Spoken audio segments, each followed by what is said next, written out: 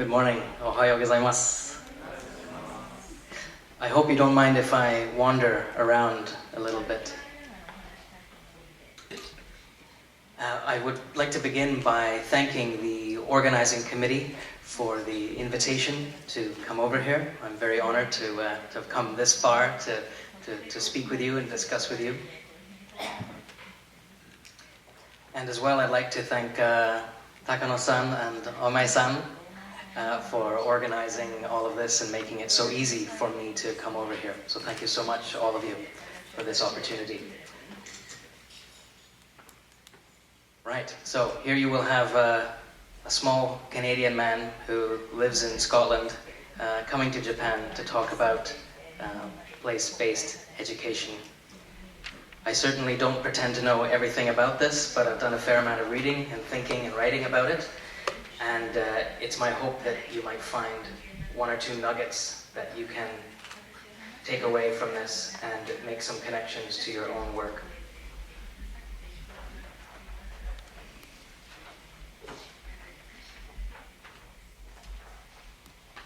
So, why are we doing this in the first place?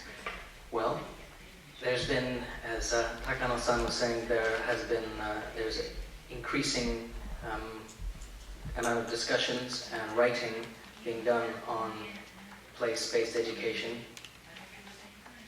both in learning outside the classroom circles, in formal education, in outdoor adventure education, and in environmental education. And so it's no longer uncommon for these pedagogies to be used.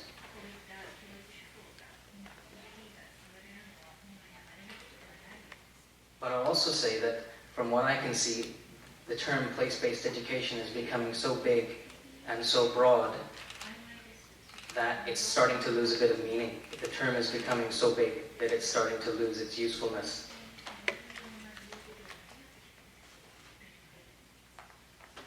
So what I hope I can do today is give us an additional, some more specific terms that we can use to have more better conversations about place-based education. Is this a pointer? Yeah. So to give us a language. I'm going to do that by suggesting there are 3 levels of place-based education, and each one rests upon the one before.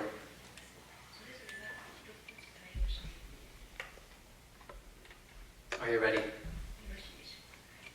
Okay, let's go. Right. So, a little background, and then this is the first level, the basics of place-based education. A second level of critical and transformative place-based education.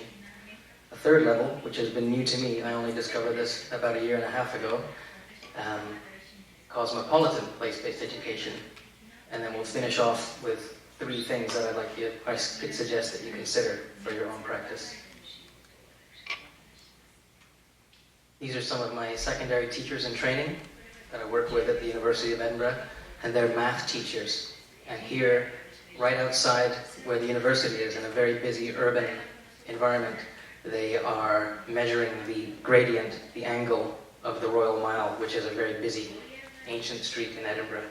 So they're doing math in a place that's very local and familiar to them.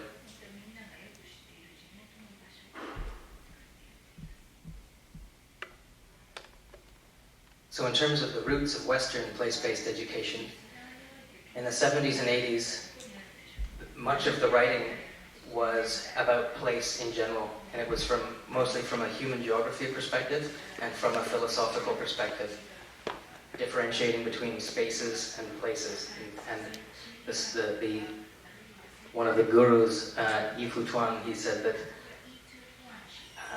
space is unstoried place. So place has a story, but space they regard it as empty.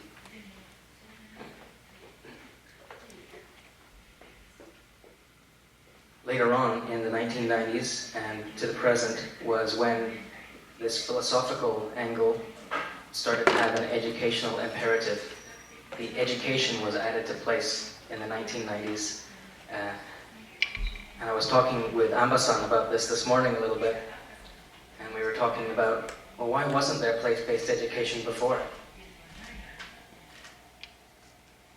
Well, our conclusion was it probably wasn't needed because it happened through that kind of place-based education happened through our own cultural pathways, handed down from generation to generation. But it's not like that anymore, is it? Also wanted to make a quick side note here that the Japanese writing on place and place-based education predates that in the English literature, but I'm afraid my kanji is not up to understanding that.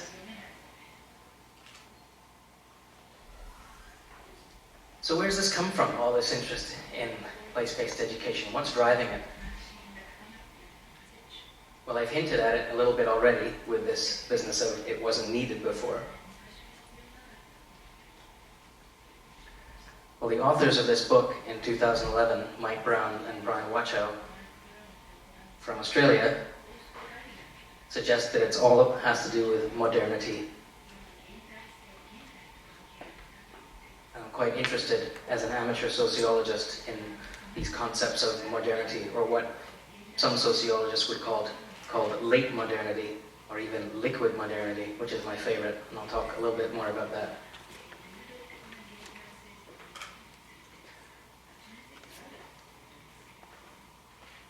Another way of putting this is, the world is changing so quickly that our young people are losing their connections to the places they're from and the places they go to.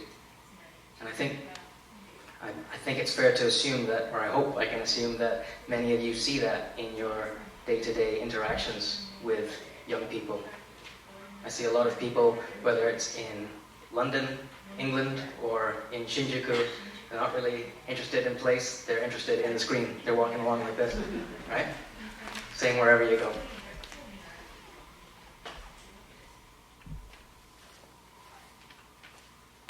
I'll propose that there are 3 levels of place-based education. The first is getting to know our places. The second is transforming them for the better. And the third is sharing our stories of those places with others in faraway places, what some people have called global others.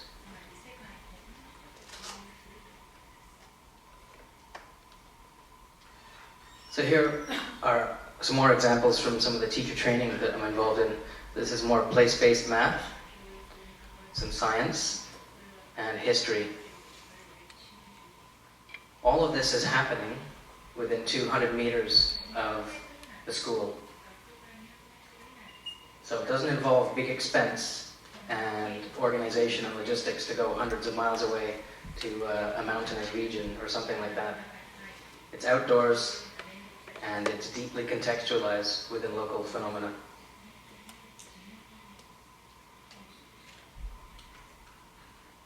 So let's look at some of the assumptions that I'd like to make about the first level here, very quickly. This is about education, and education differs from learning because there are intended learning outcomes, and there is an educator, as a teacher. It's not just about the far away and the very local, it's about everything and in between all these places. We look at the past, we look at what's going on there now, and the future as well.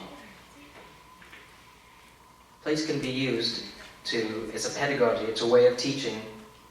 It can be used to learn across the curriculum, so math, science, languages, history, and so on, even the arts. And there's this interaction between land, ecology, humans. It all fuses together. Dwelling is a word that is used in place-based education quite a lot. It involves sort of, and there's this idea of living well, dwelling in our places. You have to spend time there. You can't just, place-based education is best when it involves spending time and getting to know a place rather than having a sort of a tour guide like, oh, that's a birch tree, this building was been here since 1850, and kind of walking through like this. It involves being in a place and getting to know that place. I'll give you an example of how we can do place-based education really quickly. I do this with grade 3 teachers, and I do it with wilderness guides. It's a very simple framework that I call Outdoor Journeys. Okay, and involves these 3 phases down here. The first is, the phases are questioning, researching, and sharing. So the first thing involves walking outside. So imagine we would walk outside the building here, outside those beautiful doors, and we would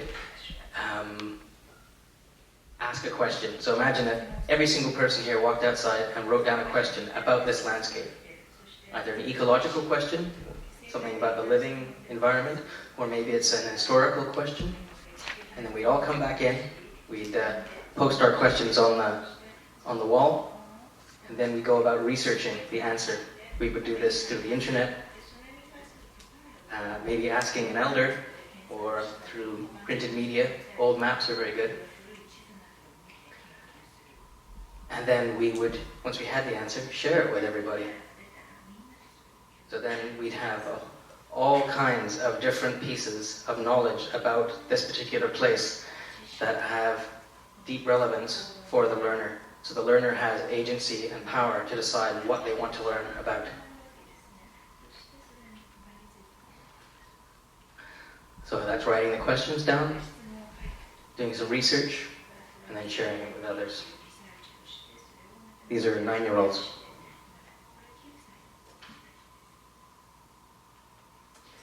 Right, the second level involves not just knowing a place, but something that Takano-san mentioned earlier, and that's taking action. So it's not enough to know a place, but we need to see what's wrong with this place, or how this place can be bettered, and then take action. So this has much more of a citizenship angle and a political angle. And it also really examines inequalities of power and opportunity.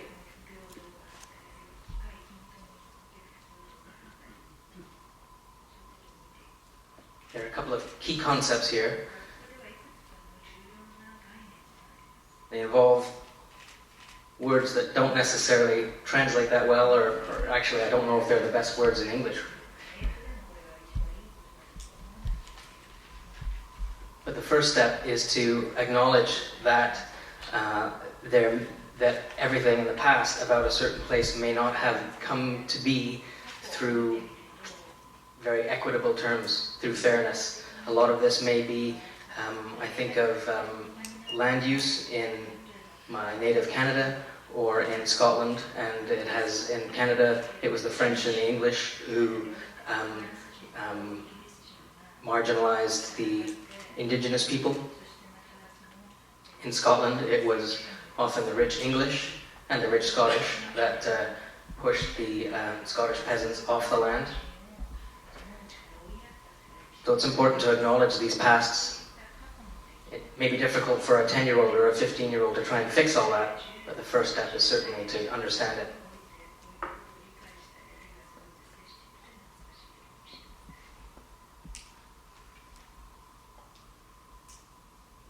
There we go. And the second part is something that's a bit easier to comprehend, and that's to consider how we can live well socially with each other and live well ecologically, so live more sustainably, so that generations after us can also live well. A link here to community-based education can be made. A lot of literature says that community-based education is a branch of place-based education.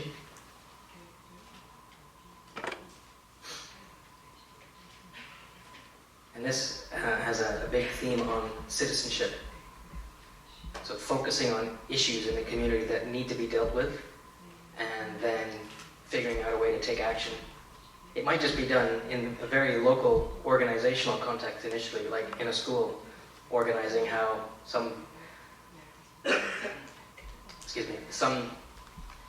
structures are made, whether the lineup for the food for the cafeteria is organized in the best way, and something really small. It can also involve going out.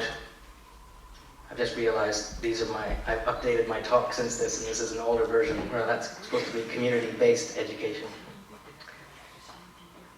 Anyway, here, external organizations, external sites become places for learning as well. It's not just learning that happens in school. And as well, the community members, other people, they become co-educators. So it's not just about the teacher or the instructor having all the knowledge, but they draw on people in the neighborhood, in the community, to learn. Excuse me again. And this can often be done through environmental conservation and community service. Those are the two most obvious angles.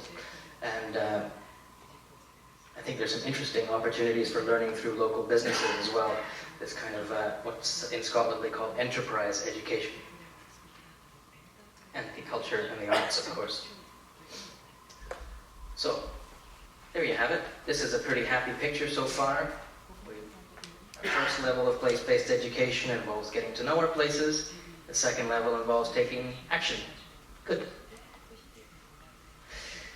But we have very rigid, prescribed educational policies. Right? It's the same wherever you go in the world. I'm finding is that curriculum's getting narrowed. Oh, yeah, this is an old slide. Okay.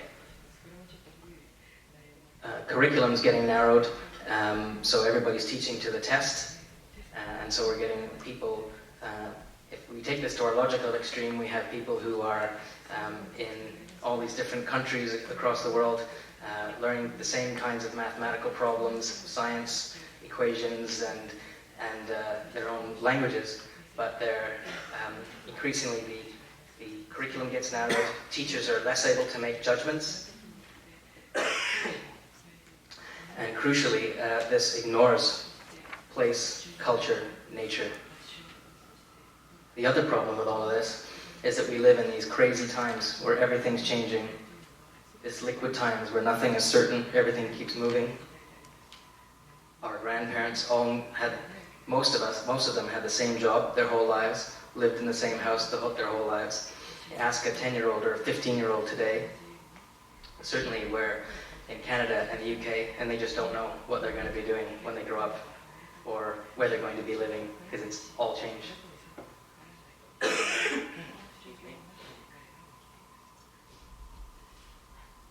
I'm going to add another, and this is where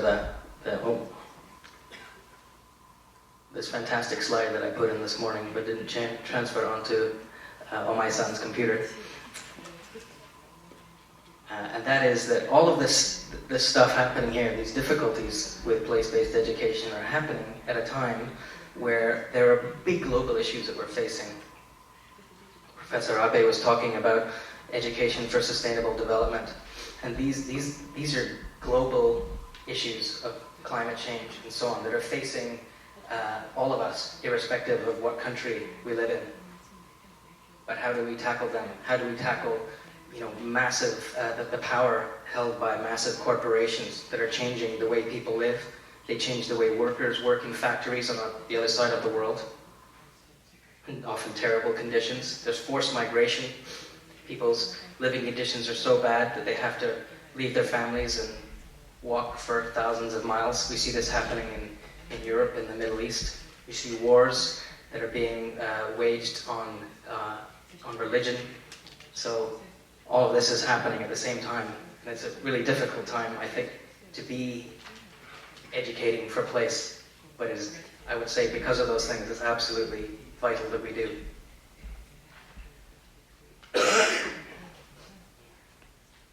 So let's look at this third phase. And as I said, this was new for me when I started looking into place reviewing the more recent place-based education literature a couple of years ago. So it's this whole business of creating citizens of the world. We have these global issues, so it's not enough to be just focusing on knowing our places and changing our places. We need to be making links to the wider world, because things that are going on in the wider world trickle down and affect what we do in the local. So it's locating, this third phase is about locating our own place-based education and the action we take within a wider global narrative.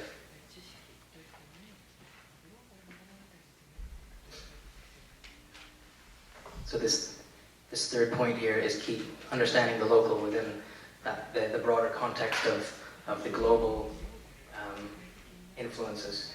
Might be capitalism, could be climate change. And so the way this can be done is through sharing stories. And luckily, because of this time of late modernity, we can do that pretty easily through various different online methods, Skype and Wiki and all these kinds of things. So people in Shinjuku can tell stories of their places to people in Nagaland, where Ama-san is from, and they can share. So it's not just enough to know about what's going on in your place and how you can change that place, but the world needs citizens who understand what's going on in other places too.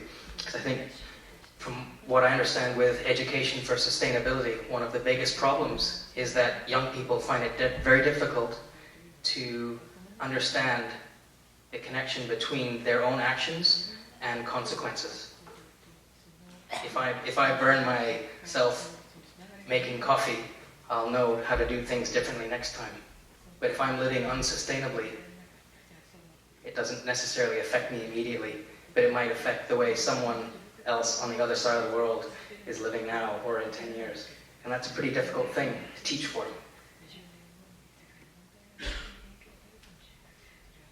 So here are some questions for you, if I may be so bold to pose you some questions.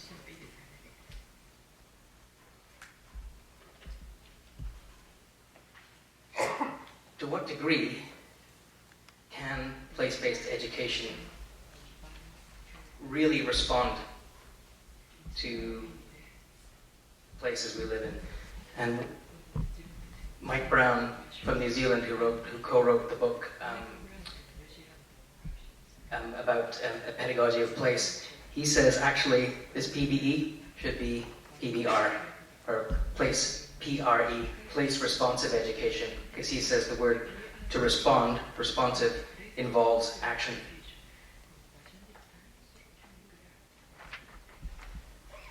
I'm also going to add in a little caveat, a little sort of a disclaimer, and that is, I've spoken about place-based education so far as if it's some kind of fantastic thing that we all need to, it's like a magic potion. Everybody takes it and everything will be well. But there are limits to the possibilities of place-based education. If we want to learn about 19th century Russian literature, about French Impressionist art, about the Israeli-Palestine conflict, about the effects of climate change on people living in Bangladesh, does that mean we're going to go to Russia and Bangladesh and Israel, Palestine, and France and so on? No, we're probably not going to do that. Maybe if we had all kinds of money, maybe we would, but then we wouldn't want to fly there because that would be against our sustainability principles. So my point here is that even though I'm a big fan of place-based education, its employability, its applicability is limited, and we need to, I think, be really clear about when is the best time for us to employ place-based pedagogies, and then other times we're saying, well, we can't actually do that. We can't we can't go to the place to learn about it. But that doesn't mean we shouldn't learn about it, even though it's not our place, that we can't go there. Oh, 10 minutes left. I've got lots of time. I can slow down. I can just sit down for a while. Relax.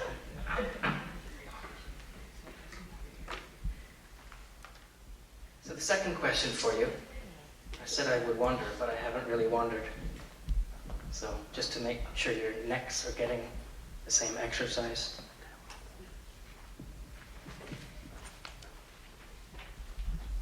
Your place-based education, your place-responsive education, how transformative really is it? Is it one that is exposing some of the inequalities that are going on that landscape? Does everybody have the same power and opportunity? Do all the citizens have the same power and opportunity to live a flourishing life?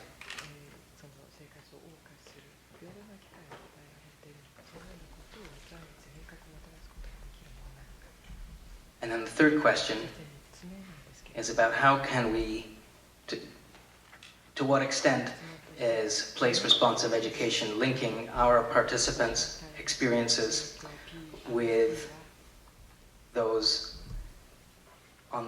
in faraway places, those global others, because they're living very fluid lives as well, if we use that liquid modern phrase again. So the good news is, for those of you who are really keen on place-based education, there's increasing literature out there and increasing guidance out there.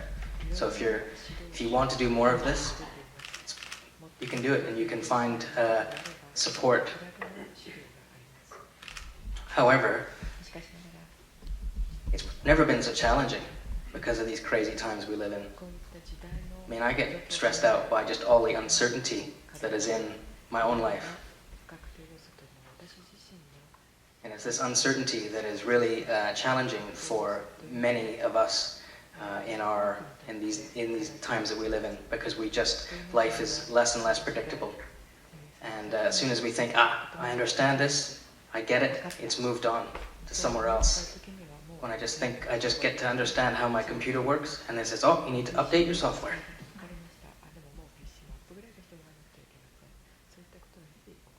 Everything keeps changing.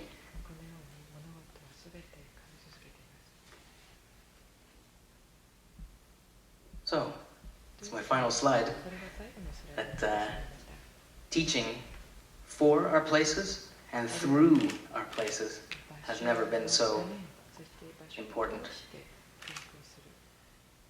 And as I said with my kind of opening aims, my hope is that you have a few terms you can use, some specific terms, language, terminology that you can use to have really meaningful discussions over the next 2 days, because that's really what this is about. It's not about listening to people like me go on and on and on. But we need to have some specific terms so that we can have more meaningful, deeper discussions. So I wish you all good discussions for the next couple of days. And I thank you very much for listening.